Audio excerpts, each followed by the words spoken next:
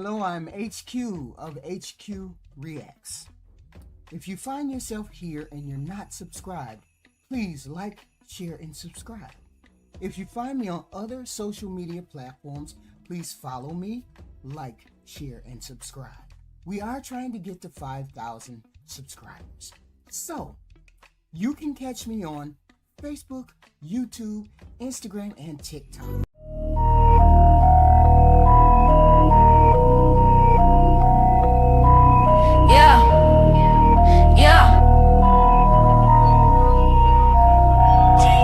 Fucking with that HQ.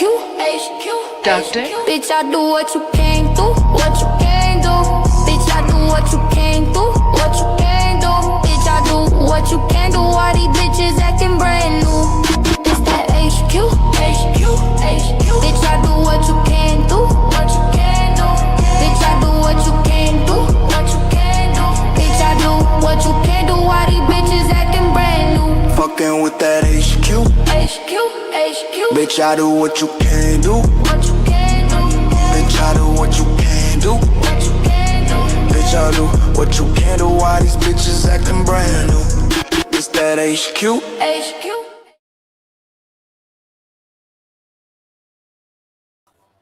Hey. We back in the house. I want to slow us down a little bit and walk through some of the things we have regarding ICE, who they are, how it was formed, what kind of people they hiring now, what training they got, all kinds of things. So I wanted to run a little clip about the history of ICE. So, U.S. Immigration and Customs Enforcement, or ICE, is founded within the Department of Homeland Security, which opened its doors the same day to unify our national security efforts in the wake of the nation's deadliest terror attacks. With operations beginning less than 20 years ago, it may appear to some that ICE is a young agency in a new department. History, however, tells a different story. The functional history of ICE is rooted in our country's earliest days. In 1787, a series of anonymously authored essays known as the Federalist Papers were published throughout the newly formed United States of America. Through these essays, Alexander Hamilton and fellow founding fathers James Madison and John Jay presented a vision of government for our emerging nation. Facing significant debt from the Revolutionary War and no incoming revenue, Hamilton argued that taxing imports would help sustain our nation's growth, prosperity, and defense. To support this, the Tariff Act of 1789 was passed. Later that year, the U.S. Treasury Department was established to oversee the collection and distribution of this money. Leading the new administration was Alexander Hamilton, our nation's first Secretary of the Treasury. Throughout our history, revenue collection responsibility remained with the U.S. Treasury under a succession of leaders, including the Comptroller, the Division of Customs Chief, the Bureau of Customs Commissioner, and eventually the U.S. Customs Service Commissioner, where it remained for 30 years until the Homeland Security Department was created.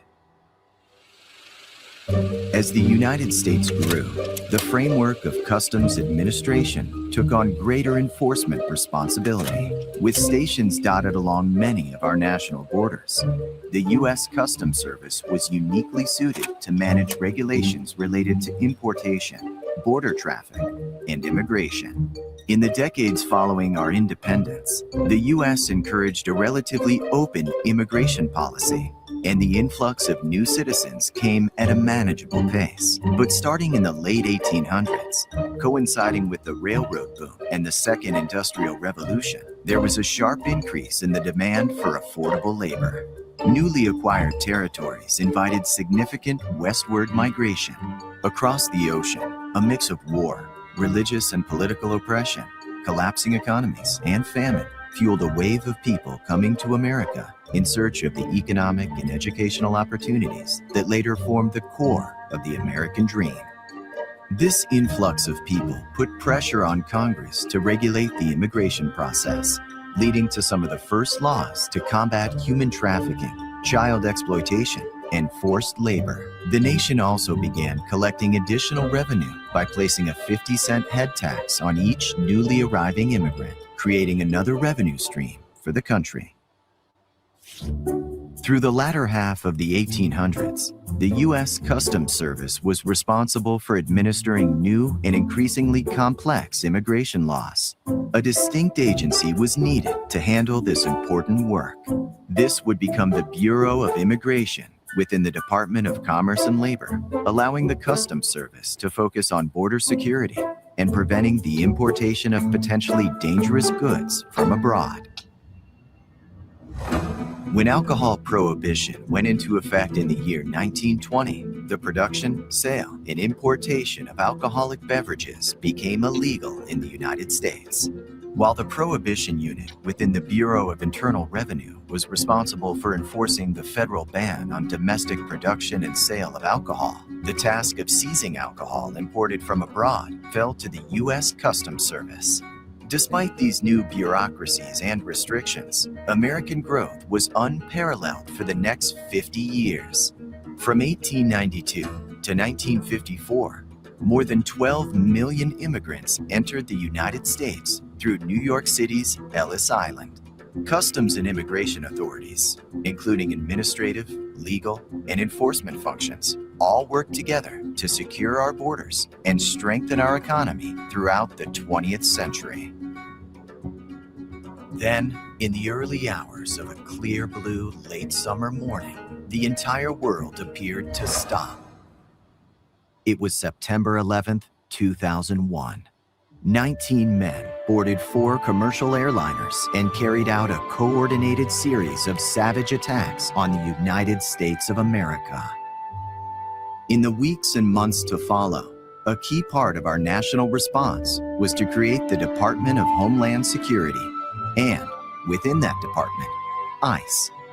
Our efforts focus on dismantling transnational criminal organizations, preventing human trafficking and drug smuggling, battling cybercrime, rescuing victims of child predators and human traffickers, protecting intellectual property rights, and removing criminal non-citizens. We arrest and remove those who are illegal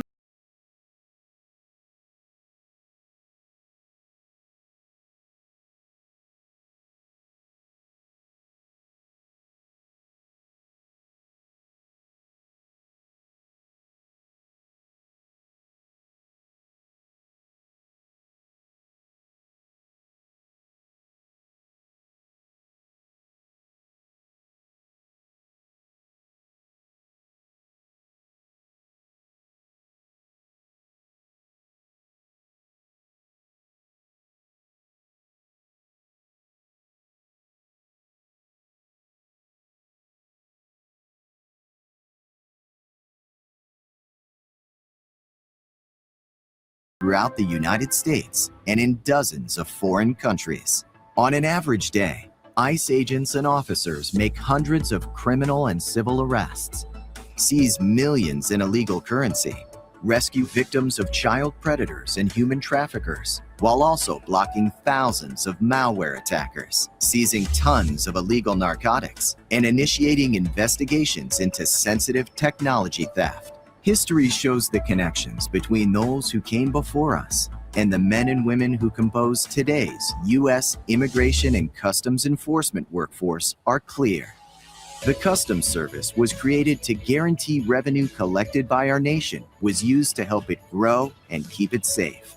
The Immigration and Naturalization Service was created to ensure people coming to the U.S. were arriving lawfully and determined to help our growing nation prosper and thrive. More than 200 years later, that's precisely what the men and women of ICE are continuing to do. Now, ICE was formed to help our borders. It wasn't formed, or maybe it got new directives, I don't know, since it's been under Trump.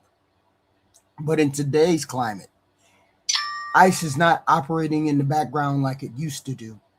It's front and center, in the communities, near courts, in neighborhoods, news cycles. And when the agency expands as fast as this has, when staffing doubles, when training is streamlined, when recruitment becomes wartime messaging, the most important questions aren't political slogans. The most important questions are the ones you ask: structure, training, accountability, and the outcomes. So this is not one of those hot takes, okay? This is a question by question breakdown of what ICE does, okay? What do they do? Who are these ICE people, and how and where and when they have the directives that they have, right? And the problem is, are they actually doing what they're being told that they're supposed to do? Or are they going beyond that scope? This is a jacket of an ICE agent, right? These are still steals of ICE agents and things that they do. Just small steals. ICE in Twin Cities, right? This is the problem we have with these people. ICE is short for the Immigration Customs Enforcement, of course, okay? Inside the Department of Homeland Security, which Kristi Noem runs, okay?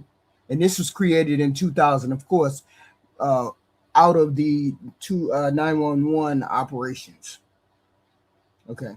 It's not just one thing. It includes enforcement. It handles technology. It handles a whole bunch of stuff. But it's controversial because it's being expanded and deployed aggressively against the United States citizens. They say it's against immigrants, but apparently it's being used against United States citizens. So when you expand a body of a law enforcement body as quickly as they have, you create pressure points. Who gets hired? How fast are they trained? How much supervision do they get when they get into the field? So who are these people? Answer simply, okay, they belong to the Department of Homeland Security, but are they qualified to do what they're doing? What is their training? What kind of people are they training? Another video. Hold on. Let me turn on another video because this is concerning. Okay. Federal facility to detain and deport migrants, but a judge now ordering it shut down over environmental concerns in the Everglades. Florida set to appeal. A new legal hurdle for the Trump administration, which has reduced illegal border crossings to record lows and is now trying to speed up deportations. This is a mock neighborhood that ICE has set up for new recruits to come in and practice doing what they would do out in the field. Acting ICE Director Todd Lyons showing us this facility to train 10,000 new officers. This is the police with a warrant. Open the door. Doing mock arrests of criminal suspects and a driving course. ICE's new recruits take turns driving in simulated high-speed chases. All as ICE faces escalating criticism from Democrats in sanctuary cities who refuse to cooperate with the agency. Stop attacking our cities. What do you say to that? It's frustrating. We're dedicated to going out and getting those criminal aliens out of the neighborhood because time and time again, much like we saw in New Jersey, you have an individual that gets arrested twice for DUI. ICE put a detainer on him. They didn't notify us. They ignored the detainer. He goes out later, a third DUI, and kills a mother and an 11-year-old child. We asked about the call from Washington, D.C.'s mayor for ICE to stay away from schools. Can you guarantee ICE will not be on school campuses on Monday in D.C.? You're not going to see ICE officers doing a raid or a sweep, if you will. But our goal, one that Secretary Noem is passionate about, is finding those 300,000 undocumented children and those minors that came here to the last administration. We've seen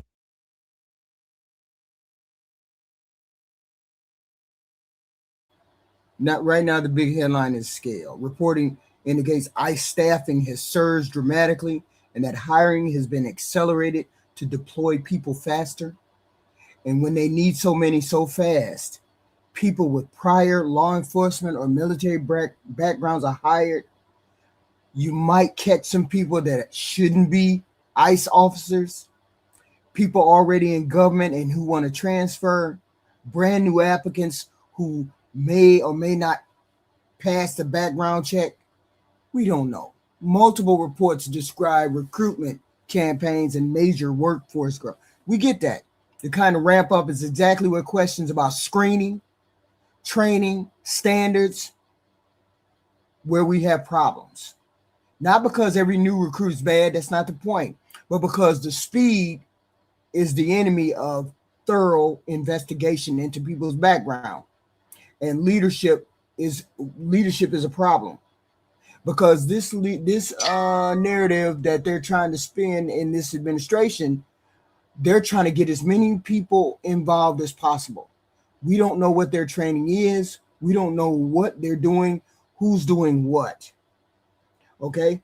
Who trains someone to shoot another person in the face? That's the question that I got. In practical terms, what is their training? It's not a single number anymore. I heard it was like 47 weeks or 47 days.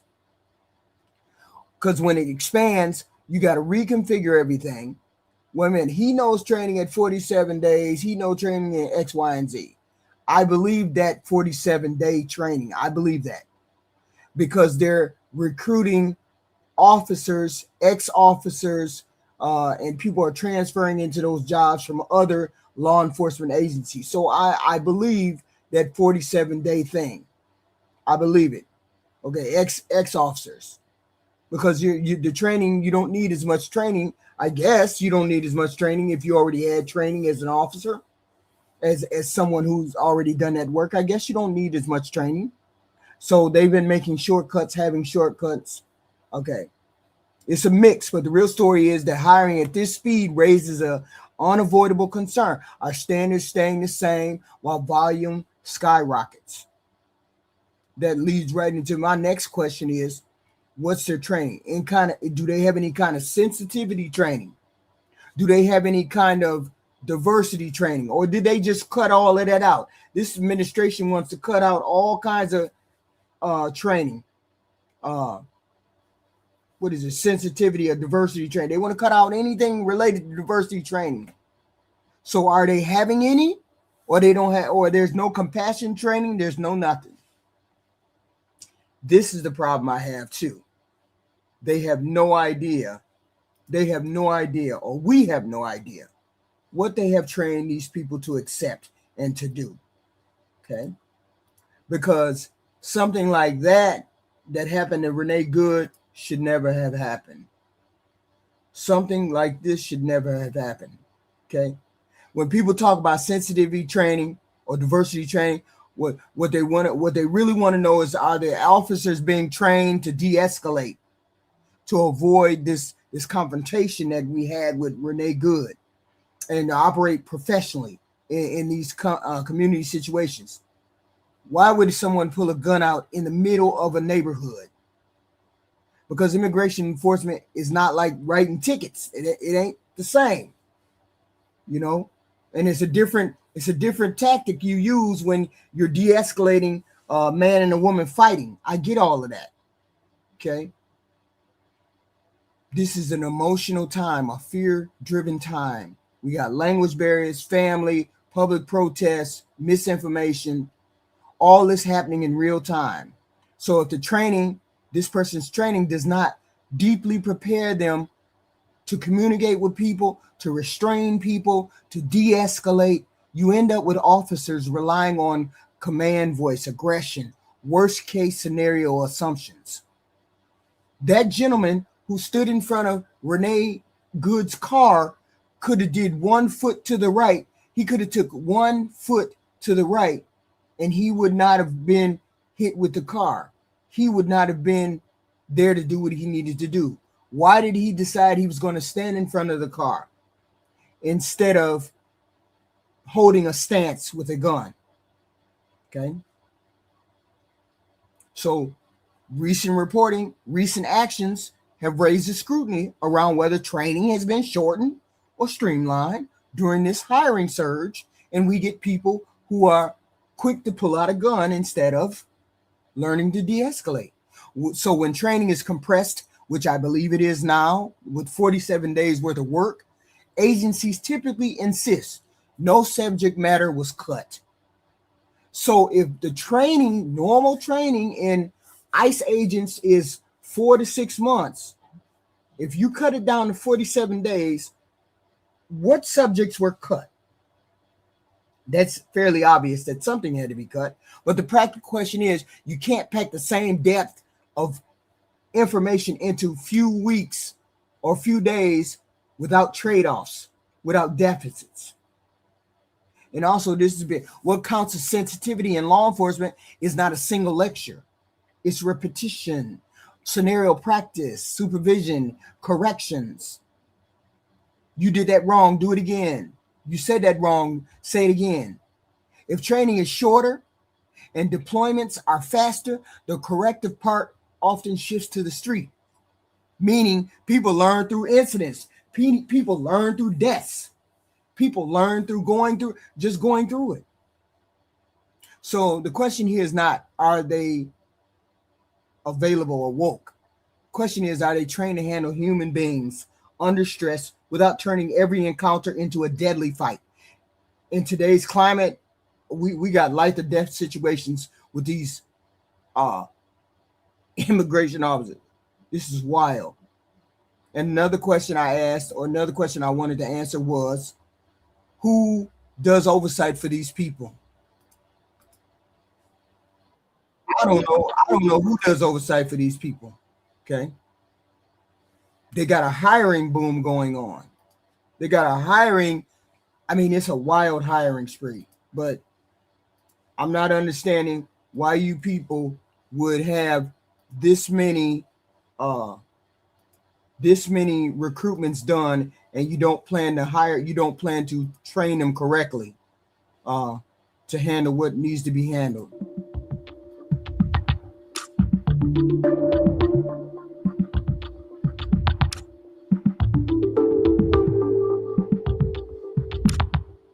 Immigration and Customs Enforcement has reached 175,000 applications as the agency works to build up its staff to support President Donald Trump's mass deportation agenda.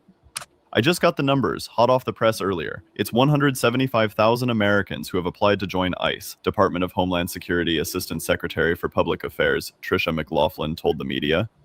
The agency received funding to hire 10,000 agents as part of the One Big Beautiful Bill Act earlier this year.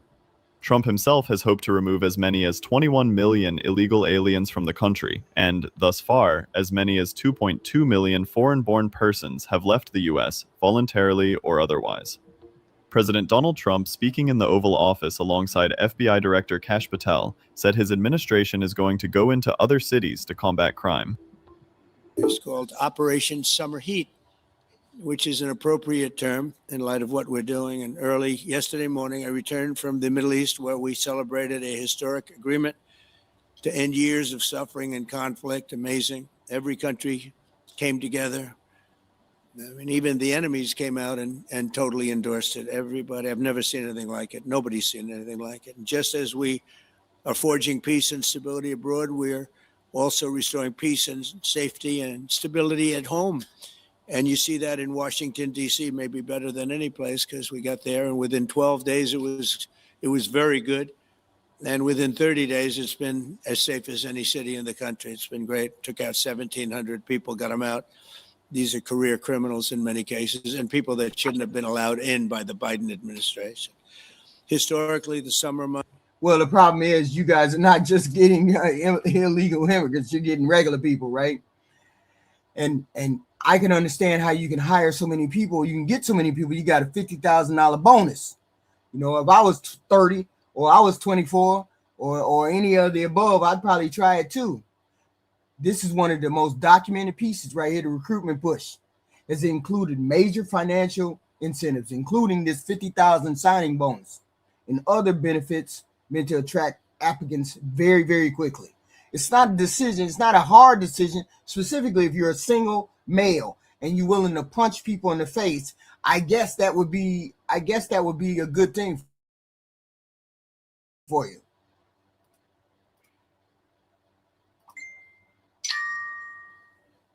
All right. Months have been a time when violent crime soar, as you know, but not Depressing the results of a sweeping law enforcement effort known as Operation Summer Heat. We were in many cities that people didn't know about. We kept it a little quiet, and it had a big impact, and you'll hear that in a second. But over the past few months, FBI offices in all 50 states made crushing violent crime a top enforcement priority. That's what they did, rounding up and arresting thousands of the most violent and dangerous criminals. And these are among the most dangerous and violent people in the world. They were allowed in many cases, not in all cases, but in many cases, they were allowed in by a very foolish, actually stupid, open border policy. Just anybody could have come in. They emptied out their jails, their prisons, their mental institutions. They emptied them into our country. And the people behind me have done. I hope that's something that you all don't believe. Just because he says it doesn't mean it's true, and it's probably definitely not true, because they have reasons for them not to allow their people out of the country too. Just like we don't give felons, we try not to give felons passports. They try to do the same thing. They don't empty their jails with felons. They don't empty the jails into the atmosphere where they come to our country. It just doesn't happen. I have to say the president is lying when he says that. But here's the thing. You have people who are applying for these jobs because they hear this goofiness that the president is talking about. Incentives matter beyond money, right? And this is why people take these jobs. Incentives shape who takes these jobs. Large bonuses attracts experienced professionals. Yeah, but it can also attract people who are chasing paychecks, adrenaline, power, statuses, which is what we have. Any law enforcement has to balance that recruitment with the mental and ethical suitability to those participants. What kind of people do we have running towards the border control because they're paying $50,000 sign-on bonus? What kind of people do we have? We don't know. Also, the incentives can create the cultural issues. If internal messages become we're in wartime recruitment and the public is being framed as the enemy, which this administration has been doing, framing the American people as enemies, you end up with officers entering the job with a confrontational mindset instead of a public service mindset. And this is what we've seen on display. We've seen confrontational mindsets on display out here on the street. This is why transparency about training and supervision becomes non-negotiable. It should be. Because we have people out here confronting regular, ordinary Americans and threatening and intimidating and hurting our American people. And they're doing their job, but they're overdoing their job. Okay? They're overdoing their job. Okay? And so I had to look into what is their policy. What is the policy they have about use of force? This is what I wanted to know. I wanted to know what kind of policy did they have towards use of force. Okay. Taxes was chasing When I hit the damn eye. Now Taxes is Sorry, a guys. tax expert doing it all for you, so you can chase this feeling. Yeah. Hold on. I hate when I turn it on. Protesters and federal agents are clashing in Minneapolis this morning after an ICE officer shot and killed a 37-year-old woman yesterday. ICE agents have used pepper spray to push back the crowd. That's a live look at Minneapolis right now. Meanwhile, the governor is demanding ICE agents leave the state and says he's ready to deploy the National Guard if protests turn violent. Let's get straight to Alex Perez, who's in Minneapolis near the site of yesterday's shooting. Alex, what's the latest there? Yeah, Diane, the governor, in fact, says he's already alerted the National Guard, sort of put them on standby should they need to be deployed to quell some of these protests. Until now, most of the protests have been peaceful. There were thousands of people here on this block behind me yesterday, and that was peaceful. This morning, we're seeing some protests outside the federal court building here in Minneapolis, and we understand tear gas was deployed, but we understand those clashes are small. Right. Now, that video shows agents yelling commands and approaching a maroon SUV. The SUV first reverses slightly and then appears to move forward when an agent opens fire, striking and killing 37-year-old Renee Good. Now, federal officials say that agent acted in self-defense, but local officials here say that woman, Renee Good, did not pose a threat, and she should have never been killed there on the scene, Diane. And you can see behind me here on the block where Renee Good was killed, neighbors have created a barricade here on this block, and we do see some demonstrators who are showing up here to show their support for Renee Good and her family. Diane? Alex. Yeah, that's the thing here. That's the thing. They are going to say that this was justified. I don't know whether you can consider it justified or not. All I know, and the only thing I've been saying is it could have been something other than what he did. He could have stepped to the right, out of the way of her leaving. He knew she was leaving.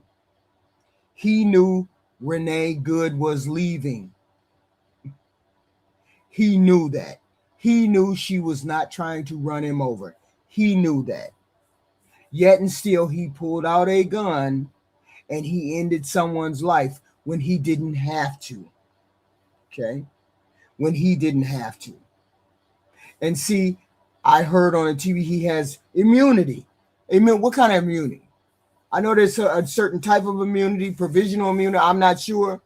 Okay, but I'm sure they got protection, right? And federal officers, they often have strong legal protections, and it can be extremely hard to hold them personally liable for this, especially if they claim they believe there was an imminent threat, which is what this person is claiming. So it's going to be very difficult for you to hold this person accountable for that murder.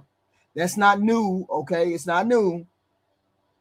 But the climate around enforcement can influence how aggressively agencies defend these officers. And they defending this officer for real, for real. They defending him to the max. Okay? He was already ready to, I believe he was getting, the time it took for him to get into that stance to shoot her, he could have moved 1 foot to the right and he would have been fine. That's the way I look at it. He could have moved 1 foot to the right and he would have been fine. Okay? But he didn't. Alex Perez there at the scene. Alex, thank you. And I want to bring in Robert Boyce, former NYPD chief of detectives, for more on this. Robert, we were watching those protests unfolding this morning, and you pointed out there didn't appear to be any local police at the scene. What do you make of that? Well, I think it's a little strange, to be honest with you. And it shows that they're out of sync completely, the Minneapolis Police Department and ICE, I said any federal authorities there. And that's a shame because we want people to protest as professionally and as nonviolent as possible. I'll tell you right now, there's 200 people at Foley Square in Lower Manhattan in the 5th Precinct, and the NYPD is all over it to make sure everybody gets their word out and everybody's safe. And that's what should be done across the city, across the nation, excuse me. And that's my thought exactly. His life was not in danger. He knew she was leaving. He saw the tires from the front. He knew she was going to the right and she was leaving. He didn't want her to leave. That's the honest God. He didn't want her to leave. People keep spinning a narrative somehow, some way that his life was in danger. His life wasn't in danger. He knew she was leaving. He knew she didn't want to run him over with the car. He knew that. She was leaving. She wasn't turning the car towards him because when he pulled up, when the officer's camera rolled up next to her and the officer's camera showed the video, she was funny. She was being funny, jolly, friendly. She wasn't being angry or anything else. Her attitude goes to her mindset. Her attitude right there goes to her mindset. Her mindset was not in any way, shape, or form looking to run this man over. Okay. But is he going to be held accountable? Do they have state charges against him? Okay. His last words were effing bit. Yeah, that's right. Okay. DH policy, as summarized in the reporting, generally says deadly force is allowed only if an officer reasonably believes there's an imminent threat of death or serious injury. And it also says deadly force is not supposed to be used just to stop a fleeing person. And he used deadly force to stop a fleeing person. That's what he used deadly force on. Okay. That's why he used deadly force. He wanted to stop her from leaving. And that's no reason to use force or kill this woman. The major flashpoint is the vehicles, right? Reporting describes restrictions like not shooting at drivers of moving vehicles unless deadly force is otherwise justified. Because shooting into cars creates huge danger for bystanders and often escalates situations that could be handled differently. Okay. She had no idea he was going to shoot her. He was already getting into a position to shoot her, to stop her from leaving. He was trying to stop her from leaving. So why did he go from trying to stop her to leave to murdering this woman? So here goes accountability. If legal protection is broad, investigations are internal, the political leaders should defend officers immediately, or they're trying to. The public starts to believe there's two sets of rules if you don't let the law take its course. Okay. He should have moved out of the way. I believe that. He could have moved 1 foot to the right and he would not even had that problem. And he saw her tires. So he knew that she was turning the other way. You can tell when somebody's turning right or left with the tire. You can tell that. Okay. You could tell that.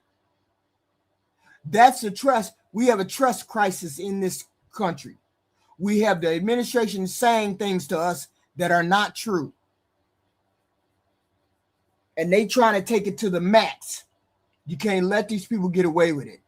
Once this trust is gone, every operation becomes volatile. Everything from here on out is going to be hyped.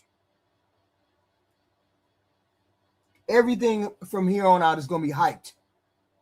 There are going to be cameras out everywhere looking at these ICE people. Everybody should have their camera out.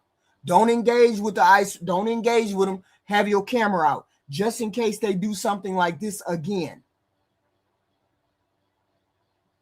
And it doesn't matter what she said or what she didn't say. She was not in a hostile mood. She was not in a hostile atmosphere. She did not present hostilely. He should never have shot at her. Okay. So they got oversight. Kristi Noem is finna get took over the coals with this shooting. She finna get raked over the coals for this shooting. Okay? Because they not playing with her.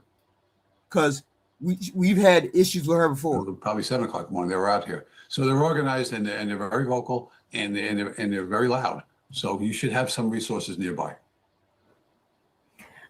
What are you watching for now in terms of the investigation into the shooting itself?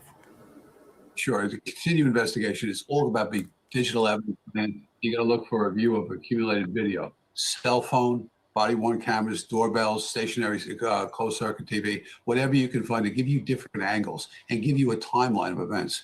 Witness statements are important, both officers and civilians, as well as protesters. And that takes a while to get, finding people who were there and figure this out. The audio on the body-worn camera is really relevant here, or verbal commands given and were they refused.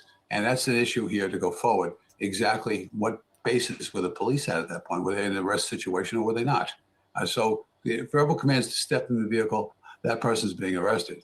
And this person who tried to flee that. Really important stuff here. these little details in this investigation. Crime scene examination, measurements, all kinds of things, content of vehicles, where the rounds hit the car, and from what angle. This is a really lengthy process. It's going to take quite some time. It has to be done. Additionally, I'll finish up with telephone investigations, which means you're going to have to look at the telephone investigations, the telephone records that are all involved, including Miss Good here. It's important to understand exactly what the plan was, texting this and that. So it's going to take quite a bit, and it can't be rushed, and it has to be done professionally. DHS. Yeah, so right now, reporting shows that Congress is actively looking to get all the details and everything else. Kristi Noem is going to be on the hot seat. Okay, they need to know why she immediately dismissed what he did, how he did, why he did. They want to know everything, and so she's gonna be called over because they already put her on the docket. I forgot the day. It might have been I don't know whether it's the 11th or February 11th or it's tomorrow. I don't know which one it is, but they gonna rake her over the coals for the shit that she put out there. Yeah, she's setting her own self up because these high profile incidents. There's no coordination with the local law enforcement. They ain't even trying to do that. They not even trying to pull any of them in. Why? If you're so confident that this man acted in self-defense, if they are so confident that this man acted in self-defense, why aren't they letting the local law enforcement in on the investigation, who has access to all the evidence? Okay. When federal agencies want to limit their sharing, local accountability can be harder, which fuels public suspicion. It's suspicious to me if you don't want to let the local people find out about their own people.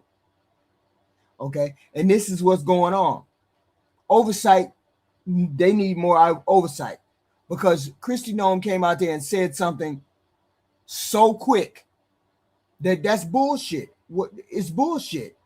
Okay, she lived in the neighborhood. She was not following them around. She lived in the neighborhood.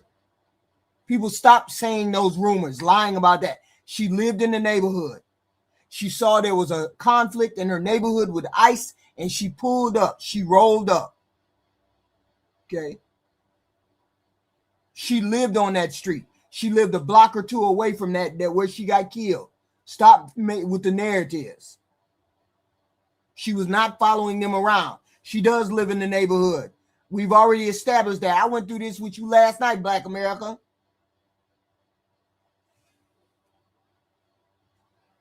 So, how many arrests have they made so far? Let's see. How many arrests so far? Hold on. Let me show you the picture. We got to show you the picture. Okay. So far, as of November, what is it? November, let me see. November 2026. Yeah. November 2026.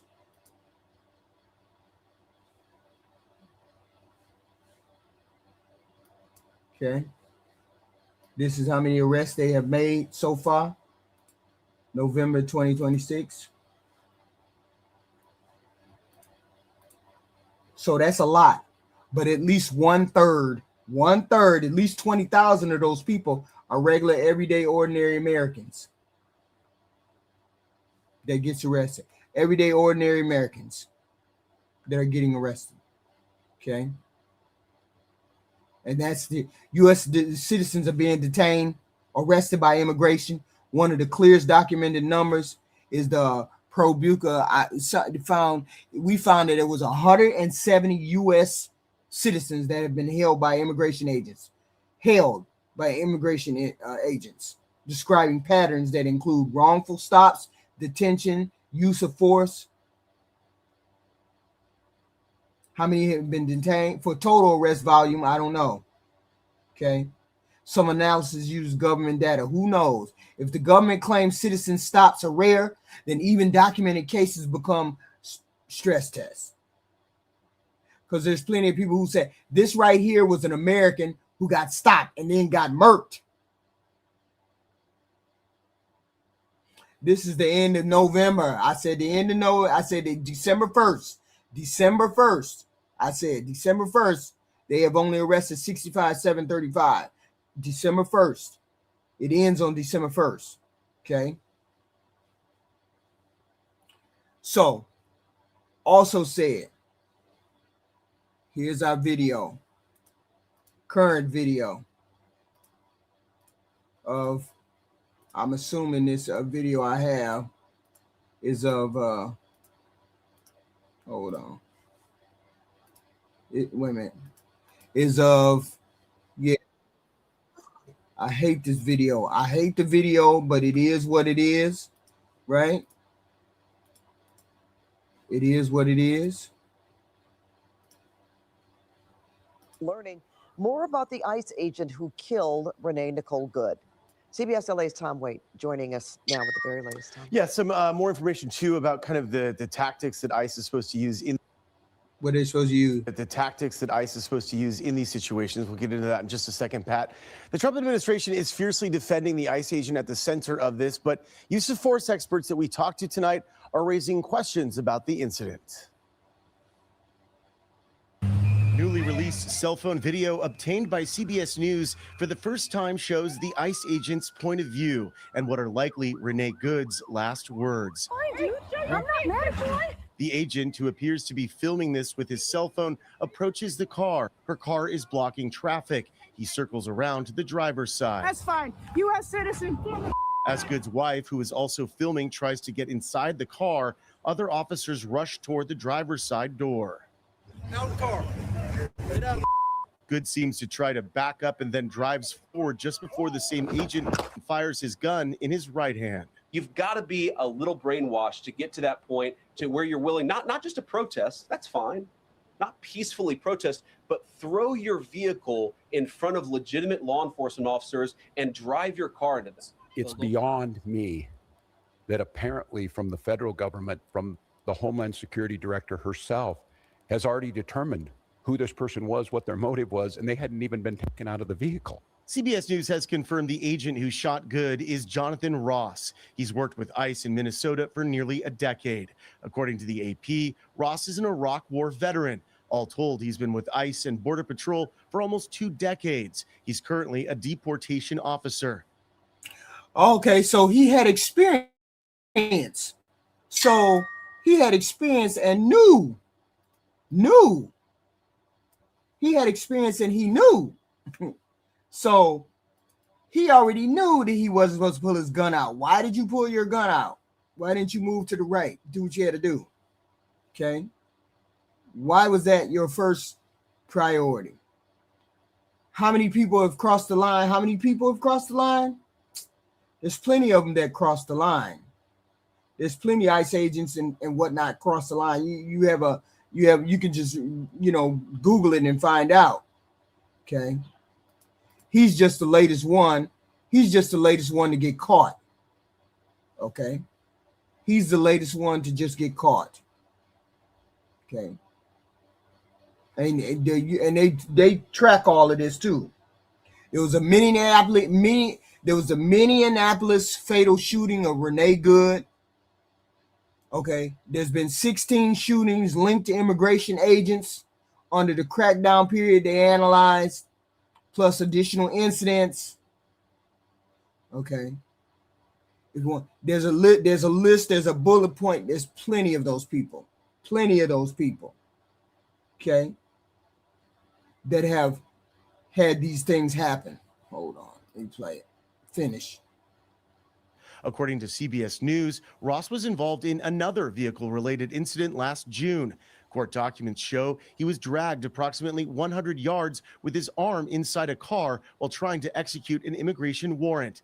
According to Department of Homeland Security guidelines, an officer is allowed to discharge a weapon at a moving vehicle if it poses an imminent threat of death or serious bodily injury to the law enforcement officer or someone else. In my 25 years, I've done hundreds of vehicle stops. If someone is fleeing, that is not a justification for the use of deadly force. Retired Pomona Police Sergeant Patrick O'Malley breaks down what he sees in the video. I think there are some tactical issues that could have been done different, and they could have been done better, that probably would have avoided the whole thing. If you have an independent mind and you really look at the facts, you can see why the officer made the choice. You may not agree with it. High-profile defense attorney Alexandra Kazarian says ICE operations are fueling tensions that can escalate and potentially lead to violence. In situations like this, law enforcement always goes in on the defensive, and they feel from the beginning, before anything has ever happened, that they are on the alert and that they need to protect themselves. That's the problem with these kinds of operations. According to the LA Times, the LAPD adopted its own rules 20 years ago for this. Those rules forbid officers from firing into moving vehicles because bystanders and other officers could be hit by stray bullets or a vehicle that crashes if the driver is injured. Pat? Yeah, and that's my whole thing. You shot into a moving vehicle. Was that were you supposed to be doing that? Was that how it was supposed to be? We don't know. Are they actually going to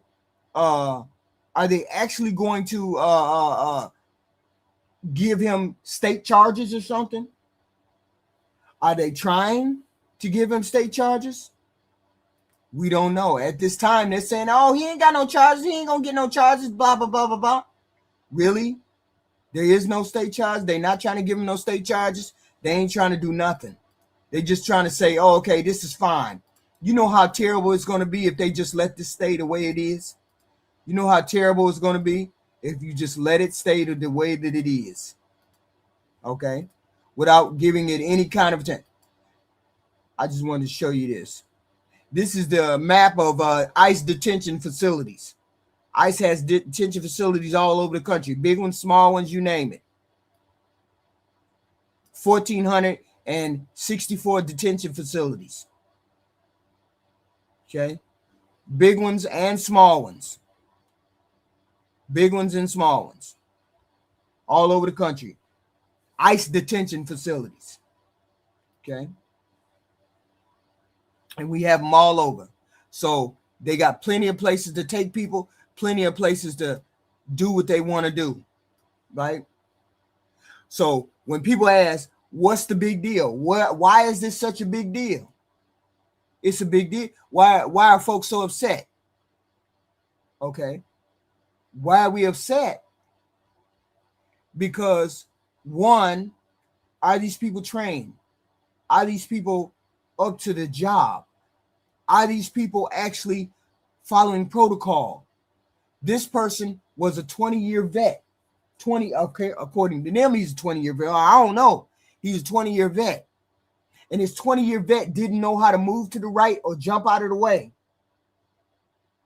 He didn't know one way or the other. He didn't know how to do that, which is the scary part. He didn't know how to jump out the way. And he got clipped. And he had been in an issue before. And there was an issue before. And he had been dragged before, but didn't know how to move out the way.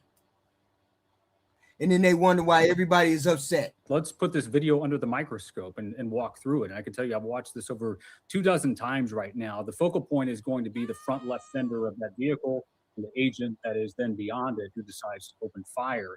Now, the way agents are trained, first of all, and the police chief alluded to this in the press conference, is that they're not permitted to fire into a moving vehicle solely for the purpose of disabling the vehicle.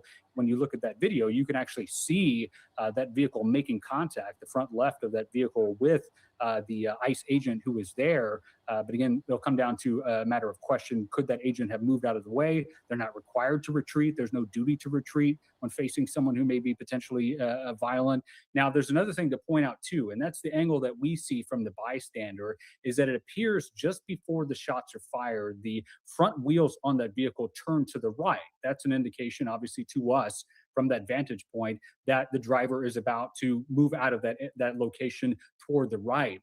That's why this is such a powder keg, because there's essentially two aspects of this. There's the policy, the law, what agents are allowed to do, and there's an issue of judgment. Just because you can do something, should you? That is why we're going to continue to see this outrage, because that agent's decision to pull his weapon, if he indeed found himself in a situation where he's in fear for his life, caused the death of a local resident there. Let's put this video under the microscope and walk through it. And I can tell.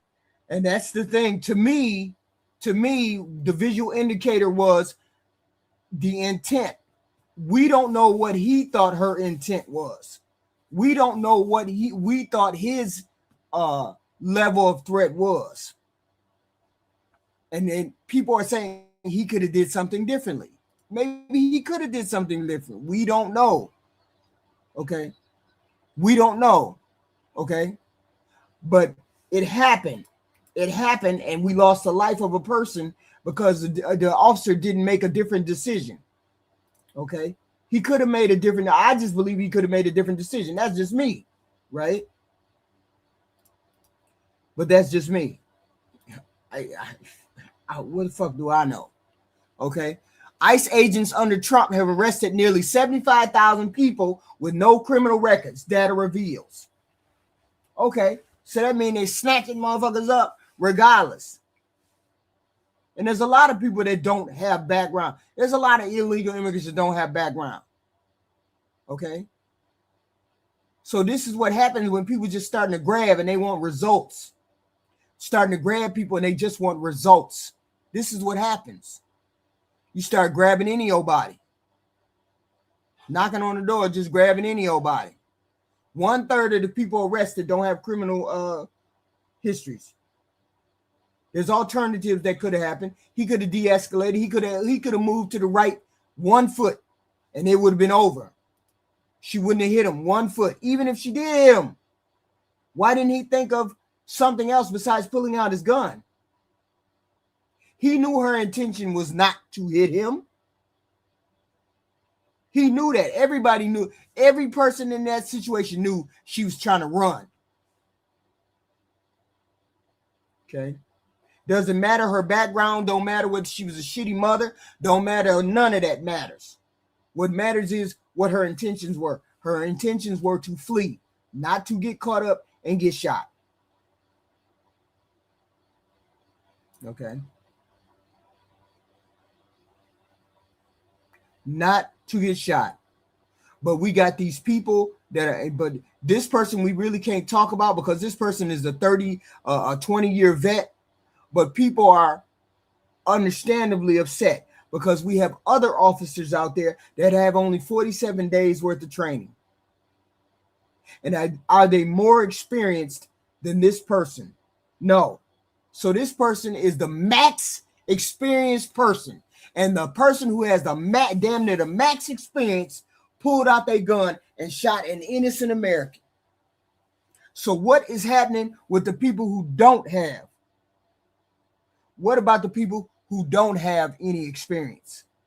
What about those people? What are those people doing? Okay. I mean, we can debate immigration policy forever, but we ain't never going to have no state. This country is never going to be the same again. This country is never going to be the same again. Based on November 2025.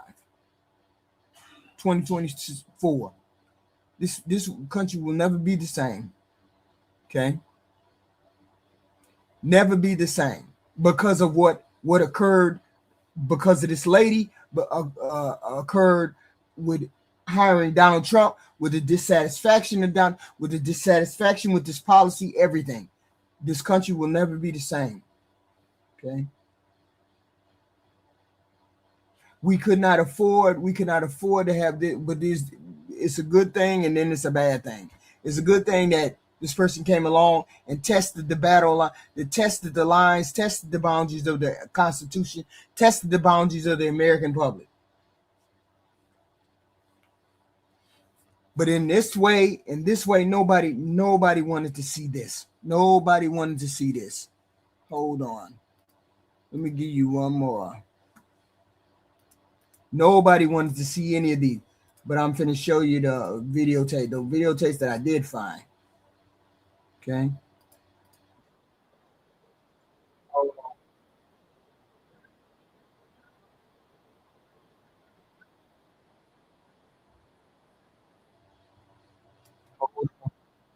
Deadly shooting of Renee Nicole Good over Minneapolis. It reportedly shows a different angle of that encounter and the moments leading up to Wednesday's deadly shooting. As the FBI investigation gets underway, protests and vigils were also held across the city. We have the very latest tonight from Minneapolis. Newly released cell phone video obtained by CBS News appears to show the ICE agent's point of view and what are likely Renee Good's last words. That's fine, dude. I'm not mad at you. That's Good inside the SUV and her wife outside the vehicle talking to the ICE officer before the I said, go shooting. get yourself some lunch, big boy. Go ahead. Out of the car. Another officer orders Good out of the SUV and she starts to drive. On Friday, Minnesota prosecutor Mary Moriarty asked the public for any video or other evidence in the fatal shooting. We are concerned that the evidence obtained in an investigation that has only been conducted at the federal level will not be shared with our office for review. CBS News has confirmed the agent who shot Good is Jonathan Ross, who has worked with ICE in Minnesota for nearly a decade and was involved in another vehicle-related incident last June. Court documents show he was dragged approximately 100 yards with his arm inside a car while trying to execute an immigration warrant. ICE out! As the investigation continues, protests and vigils for Good were held across the region. Community and faith leaders gathered at the Minnesota State Capitol. This is not a political statement. That is a This is the wild west that we are dealing with. I'm trying to find the front footage. I'm trying to find the front footage of anything that might show what the hell was going the front side. You know, nobody was right up there. Nobody was on the other side of the sidewalk. Nobody got any of that video whatsoever. This video shows ICE agents killing a woman. Nobody showed. No, I can't find any of that video. Hold on. Any of that. Because this is the front video. I know that I saw it one time. Okay, I thought I saw it one time, but I have never seen it again. The video, the one videotape where it shows the front. on the streets of Minneapolis, and others are emerging on social media. This is the one I saw, but I saw one that was closer. Or maybe they tried to enhance it. I don't know. I can't tell. How do you show up to work every day? The ABC has What the fuck is going on? Examined the footage to try and work out what happened. I'm closing as many windows as I can. Go ahead, damn it. Okay. Go ahead. Because people on different sides of politics disagree. The ICE officer, fearing for his life and the other officers around him and the safety of the public, fired defensive shots. This was an agent recklessly using power that resulted in somebody dying. So, what can this footage reveal about what actually happened? It can't reveal anything other than what it shows. What the What the I can't get close to the car. I can't do it. This video runs for around 4.5 Right. All right. What the minutes and offers one of the clearest angles of the clearest angles of what? Jesus. I'm sorry, guys. I don't know what the hell is going on. Let me close this. Close. incident. It starts with one vehicle driving around another. Then, an unmarked vehicle with flashing lights pulls up. An armed officer from the Immigration and Customs Enforcement Agency gets out. ICE has become notorious for its high-profile crackdown on illegal and undocumented migrants. 2 days before the shooting, US media reported that the Trump administration was sending around 2,000 agents to Minnesota. The video shows 2 officers approaching a vehicle which is blocking the road. Inside is a 37-year-old woman named Renee Nicole Good. A local councillor said she was a legal observer. These volunteers try to document ICE activities and warn neighbours of incoming raids.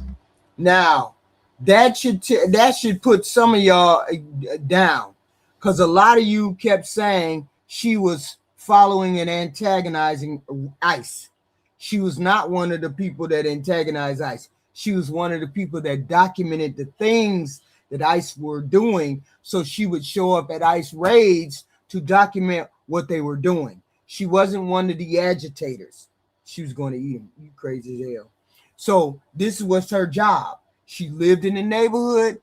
She saw an ICE raid. She went down there, somewhere down past her house to the street, because she had just got done dropping off her kids. You see the narrative that people be trying that they're trying to put out, that she was one of the people that followed them around all day. She followed ICE all around all day, X, Y, and Z. No, she wasn't. She was one of the big. Did y'all hear what this lady said? Hold on. Observer. These agents to Minnesota. The video shows 2 officers approaching a vehicle which is blocking the road. You don't know that. Inside is a 37-year-old woman named Renee Nicole Good. A local councillor said she was a legal observer. These volunteers try to document ICE activities and warn neighbours of incoming raids. She was documenting ICE agents' movements and documenting and warning people about raids. She was not an agitator. She was an observer, observing. And she just happened to be caught up in the middle. She told him to move past her. The agents can be heard asking the driver to get out of the car as one tries to open the door. A third agent... No, but I believe them before I believe you, Dave. ...stands in front of the car as it reverses and then drives forward. Then this happens. Oh, shame! Shame! Oh my God! What the What the There are 3 gunshots and then the vehicle crashes. What the What the you do? Onlookers swear and shout. You are criminal! At 51 seconds, the person filming runs to the vehicle. We see a close-up of an ICE agent. He asks someone to call 911. Later, the person who is filming shouts. Don't let them murder! Yeah, so he don't seem like he cared enough about it to me. Seemed like he was casual with it. It was just another day for him. At least that's the way it looked to me. Just another day in the life of... See, here's the thing. Why is it that he don't have any care or no concern about going to jail? Why is it so casual for him? Like, it don't matter. I ain't finna go to jail. Because I believe that they have that immunity, that certain immunity. This is wild. You have not even on a human perspective, a human level, a human person who has compassion and empathy. Why is it that you seem as though you don't care one way or the other? Are you upset at all that you just took somebody's life? Are you upset at all that you took anybody's life? It didn't seem like you were upset at all. To the casual observer, didn't seem like you were upset at all. Leave! Don't let the murderer leave! As this video spread across social media, so did different narratives about what actually happened. The Department of Homeland Security said in a statement that violent rioters had weaponized a vehicle and tried to run over an officer. And you know that's a lie, because she wasn't a violent rioter, and she wasn't rioting, and she wasn't trying to run him over. She was trying to turn around. Either she was trying to turn around or she was trying to run him over. Which one was it? We all know from the observation of the tires, she was not trying to run him over. We all know that from the observation of the tire. He used his training to save his own life and that of his colleagues. We've seen over 100. But I understand. They gotta back up these people. They gotta back up these ICE people. Here's the thing. Now everybody's ass is on the line. Everybody's ass on the line. White people's ass, black people's ass, Mexican people ass. Now, if they let this shit fly without any problem, then everybody's ass is on the line. And then it's open season on y'all's ass. A person can walk up to a car and shoot anybody, which means it's open season on any of you drunks, even any of you tweaker dudes, even anybody who talk crazy, anybody do anything out of the ordinary with a border patrol agent, your ass is got, because they don't care. 100 of these vehicle rammings happen in just recent weeks, and this must stop. Here, it's not a lot. See, and that's the lie. Nobody's ramming into people. Here is that first video again. No! Well, we don't need to see it again. We done seen it once. Let's see. The woman had violently, willfully, and viciously ran over the ICE officer. The woman driving, you see what's on the screen. The woman driving the car was very disorderly.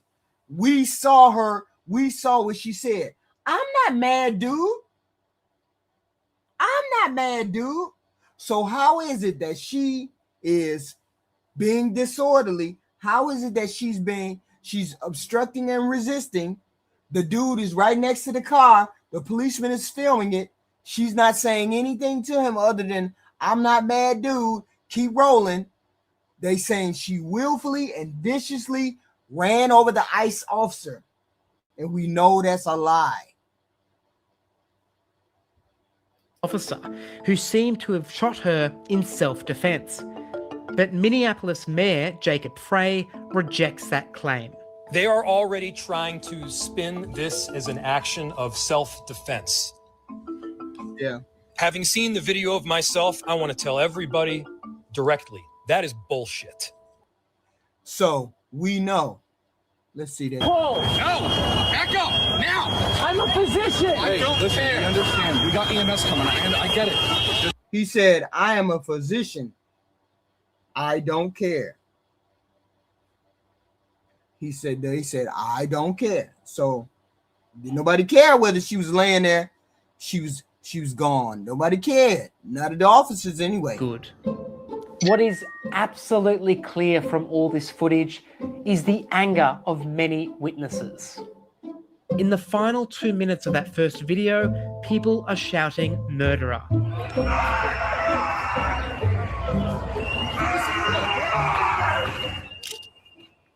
And protests have since broken out across the country. Federal agents are already back in the headlines. 2 people were shot and wounded in Portland, Oregon. That's wild. That whole thing is wild. Wait a minute, hold on. Let me see. Did I have another video? No, I didn't have another video. That whole thing is wild. The point is, she never should have been to the point. It never should have been to the point where this lady loses her life. Why? Because this guy got scared. Hold on. This guy got scared. Let me show you something. This guy got scared. He was going to get ran over. Are you crazy? Are you crazy? And you're a 10-year vet and you scared? What the hell is going on?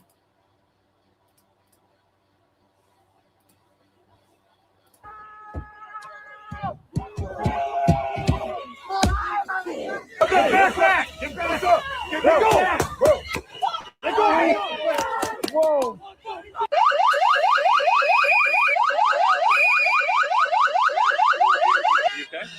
No. Weirdos. Hello? No reason you're following us? No, we're just. You lost? Yeah, we're a little lost. I don't care if you record. This is your one warning. If you follow us again, we're going to stop you. We're going to break your window, and we're going to rip you out and arrest you, okay? All right.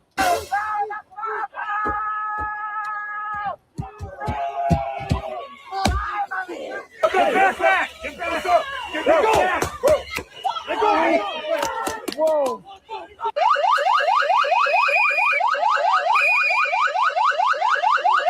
That's wild.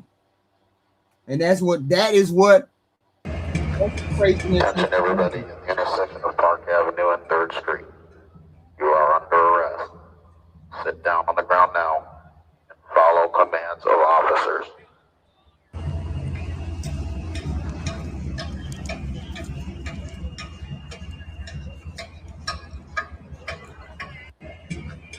Attention everybody in the intersection. You know what's so? This wasn't fucking. When your life is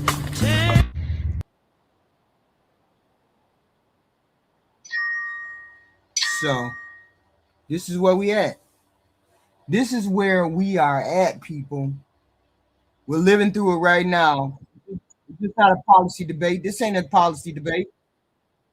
Okay. This in no way is a policy debate. It's a storytelling.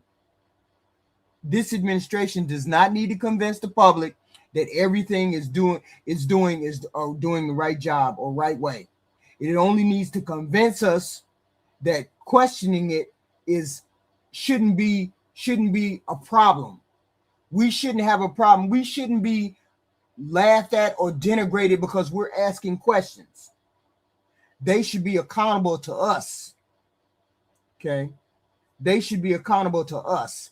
And this man should be accountable for what he did to the young lady. Okay? He should be all the way accountable for that. Maybe he'll be exonerated, maybe he'll be fine. But the whole point is he has to be held up scrutiny. He has to be held up to that scrutiny. We just can't allow the person to just get away with what they've been doing. Okay? But there's a lot of people that are getting hurt because of these things. Okay? And they're saying, okay, everything is fine. Everything is fine. Everything is not fine. Nothing is fine. Nothing is ever going to be fine again. Okay? Nothing is going to be fine again. If you all let it happen, it's going to stay that way. If you let it continue, it's going to stay that way. And they're going to continue to do it, and they're going to do it again, and they're going to do it again, and they're going to do it again. Like I said, this ain't nothing new for black folk. We've been used to being haunted. We've been used to having to keep our hands on 10 and 2 on the steering wheel because a policeman might decide he want to murk us. We've been in that situation already. Now it's y'all turn to be in that situation. Are you gonna, now that you know that when we told you this was happening to us as a collective, as a black collective, when we told you this was happening, are you going to believe it now and then do something about it? Okay. Are you going to believe us now and then do something about it? Okay. And we know, I don't care what kind of background that girl had. I don't care what she did, whether she had her kids, whether she didn't have her kids, blah, blah, blah. It don't matter. She still deserved to go home.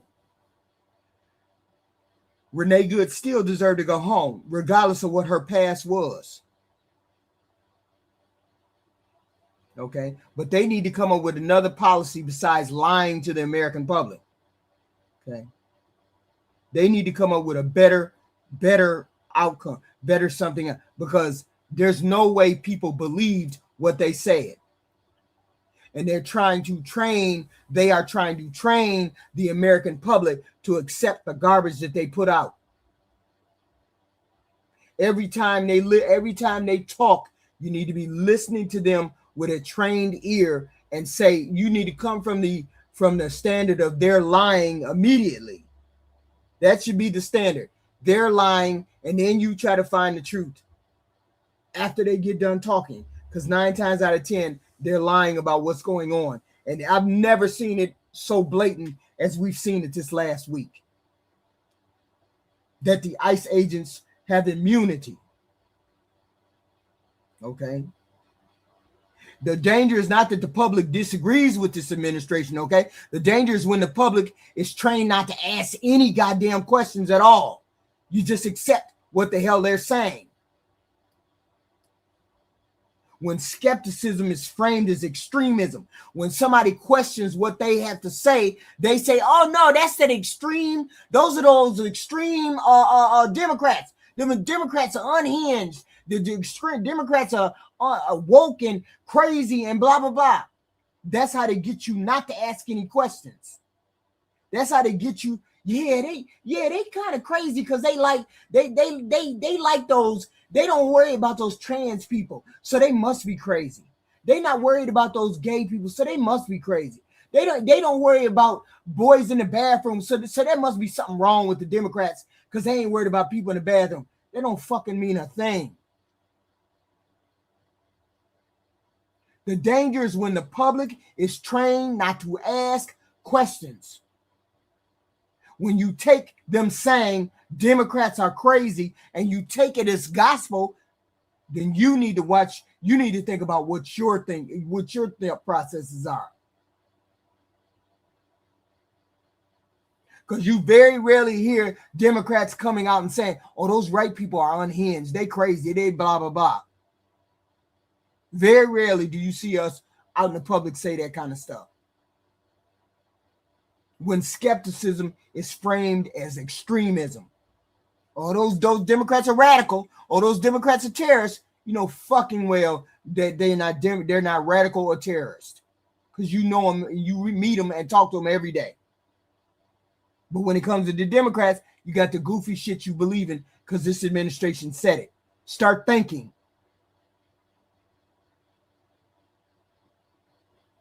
When curiosity is framed as hostility or un-American, you asking questions, now you're un-American. That's crazy. When accountability is framed as obstruction. No, we want to hear the truth. We don't want to hear no lies. A healthy democracy does not require blind faith. Please know that. It requires informed consent. It requires transparency that can withstand that scrutiny, not messaging designed to deflect it, which is what this administration is good at. Tell me the lies over here on the right-hand side, and then you ain't watching what I'm doing on the left side. This administration is good as that. Okay? This administration is good at that. And it requires citizens who are willing to pause, step back, and ask simple but powerful questions. What am I being told? Am I being told this bullshit? Do I believe this bullshit? What am I not being told? And what am I not being shown that I should be shown? Shut your ass up, Luke Skywalker. Y'all goofy as hell. Some of y'all just goofy. Some of y'all just tweakers.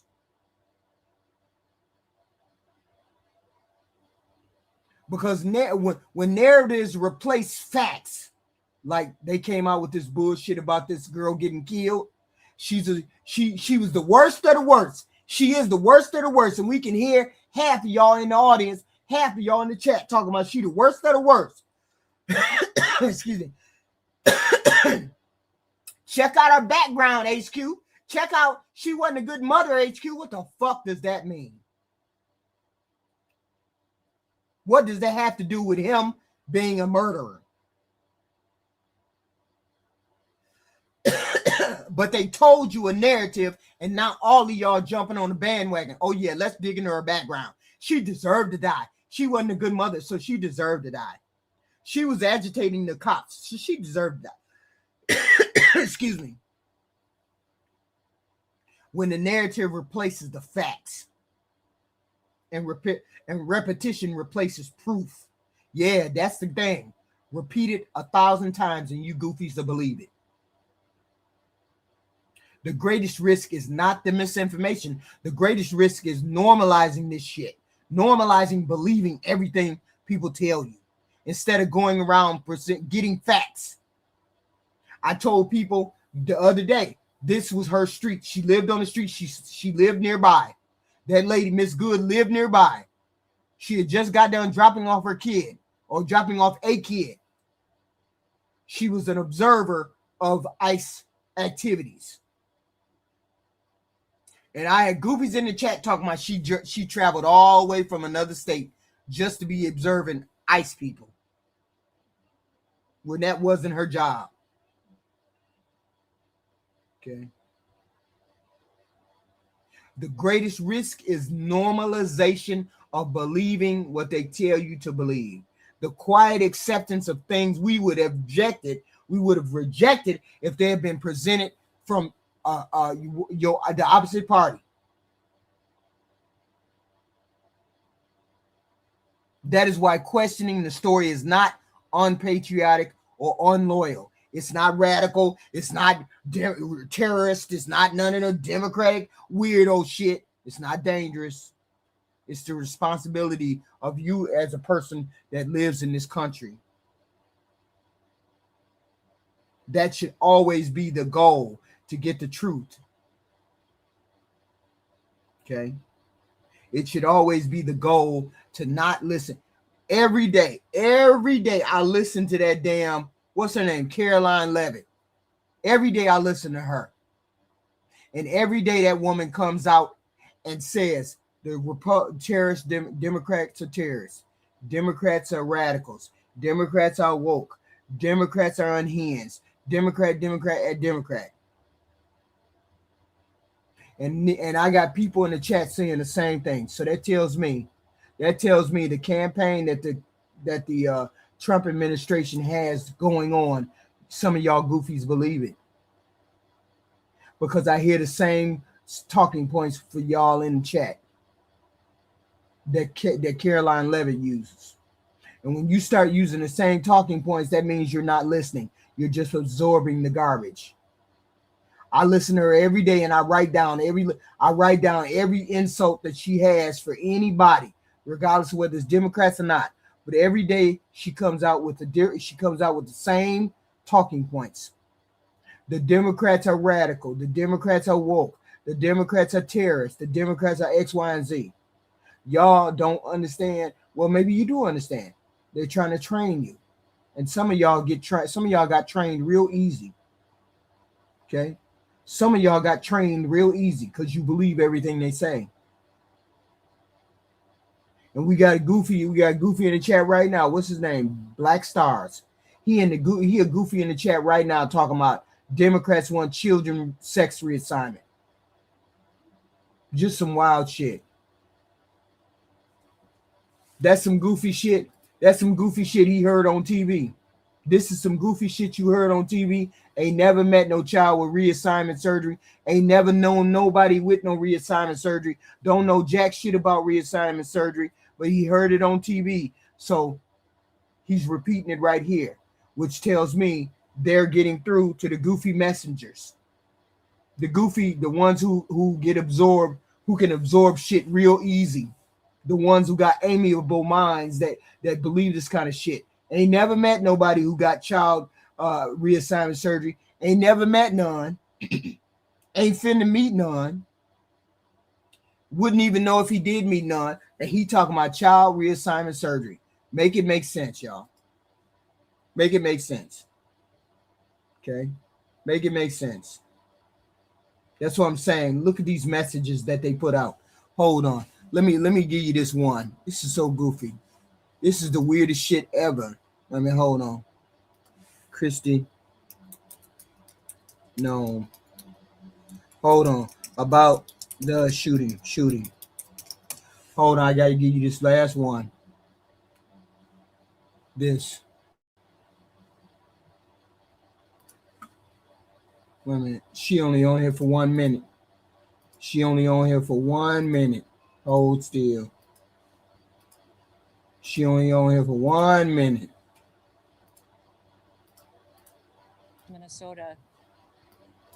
You asked about a shooting that we just had in Minneapolis, Minnesota. It was an act of domestic terrorism. What happened? It was our. You see the messaging. It was an act of domestic terrorism, knowing full well that woman wasn't a terrorist and she wasn't there to do any kind of terrorist activities. Yet and still, you'll have goofies in the chat that will repeat this same thing because their minds are easy to manipulate instead of thinking about what the hell she's saying. ICE officers were out in enforcement action. They got stuck in the snow because of the adverse weather that is in Minneapolis. They were attempting to push out their vehicle and a woman attacked them and those surrounding them and attempted to run them. Everybody saw that she didn't attack nobody. What is Kristi Noem talking about? You see the messaging, you see the framing that they're doing. She didn't attack anybody. I don't see anybody attacking anybody. Did anybody see that? We saw a car turned around, getting ready to turn around. We didn't see any kind of attacking.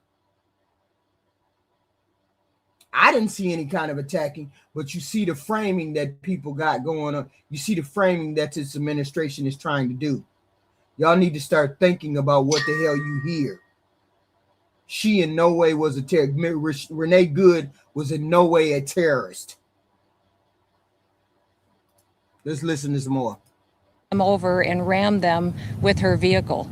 An officer of ours. He came over there and rammed them with her vehicle. When did she ram anybody with the vehicle? This is what I want to know. I didn't see her ram anybody, but this is the story that they telling. Okay. Acted quickly and defensively shot to protect himself and the people around him. And my understanding is that she was hit and is deceased. We're continuing to gather more information, but this goes to show the assaults that our ICE officers and our law enforcement are under every single day. I wonder, does anybody have an idea of how many kids, how many attacks that ICE had against him?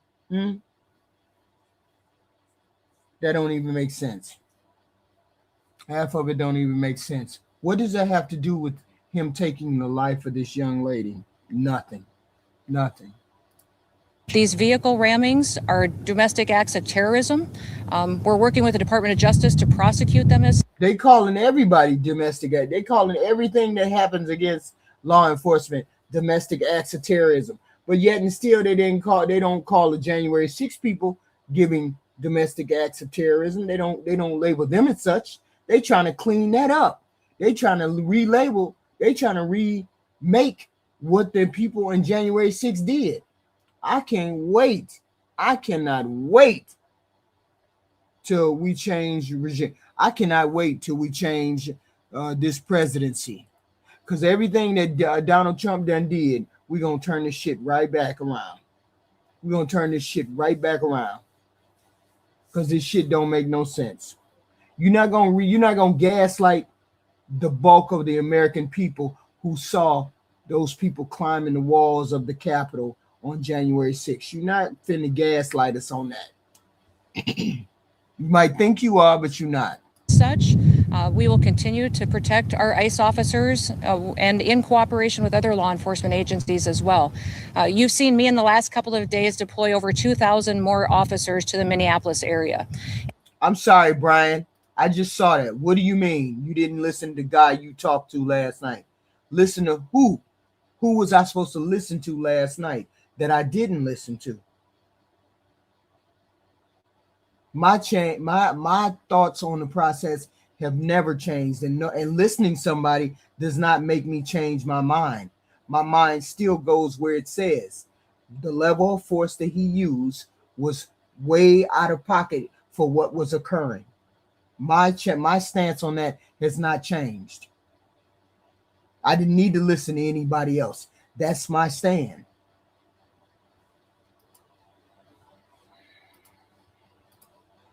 And in the last 2 days, we've arrested hundreds and hundreds of dangerous criminals, not just fraudsters who stole from the American people billions of dollars and put it in their pockets and enriched their friends. No, I'm not a psychiatrist. What does that have to do with it? Everybody here, then everybody here that saw this, saw whatever happened, is a psychiatrist. I'm not making any kind of judgments whatsoever. I backed off of that. What I said was his level of force, his level of threat was not that high. From overseas and themselves, but also individuals who committed acts of murder and rape and trafficking. You notice that she says all the buzzwords just to pull you in, but see, she pulls you all in. She pulls some of y'all in emotionally. She don't pull me in emotionally because I know what she's doing. She's trying to pull your emotions and tug on your heartstring. Murderers, killers, thieves, just like Donald Trump says the words that don't mean they true. Trafficking and drug exploitation and child exploitation. Doesn't mean it's true. And then that's the problem. You have people who believe this woman, and this woman is spinning tales, and that's okay. You got to spin tales, and you got to get these people on your side, regardless of what's happening. You got to get these people on your side. So that's cool. Long as you got those people on your side that will believe what you're saying, that's cool. I get it. It's cool. But you ain't gonna fool all of us. All of us don't believe you. Not every one of us believe that. Okay. Not every one of us is gonna believe what you say, and we don't. Okay. You see the goofy shit we got in the chat, y'all? We see the goofy shit again.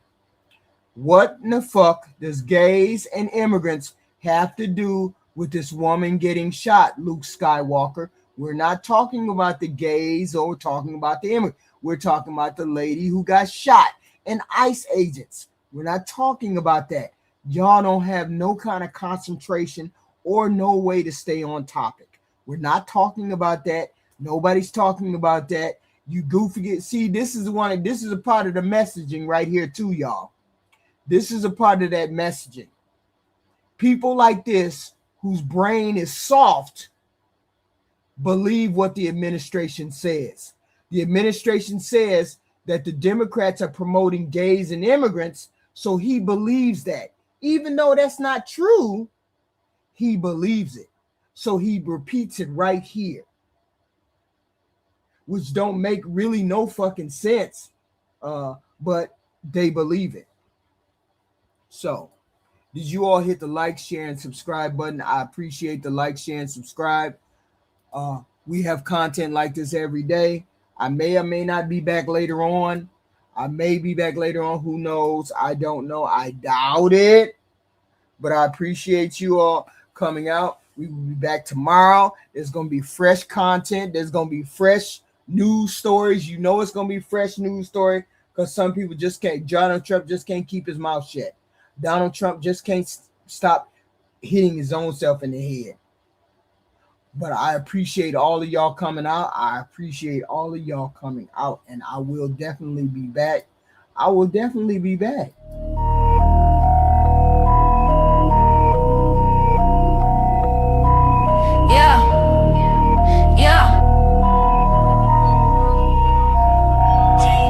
Fucking with that HQ. Doctor. Bitch, I do what you can't do. What you can't do. Bitch, I do what you can't do. What you can't do. Bitch, I do what you can't do. All these bitches acting brand new. It's that HQ. Bitch, I do what you can't do. What you can't do. Bitch, I do what you can't do. What you can't do. Bitch, I do what you can't do. All these bitches acting brand new. Fucking with that HQ. Bitch, I do what you can't do. What you can't do. Bitch, I do what you can't do. What you can't do. Bitch, I do what you can't do. Why these bitches acting brand new? It's that HQ.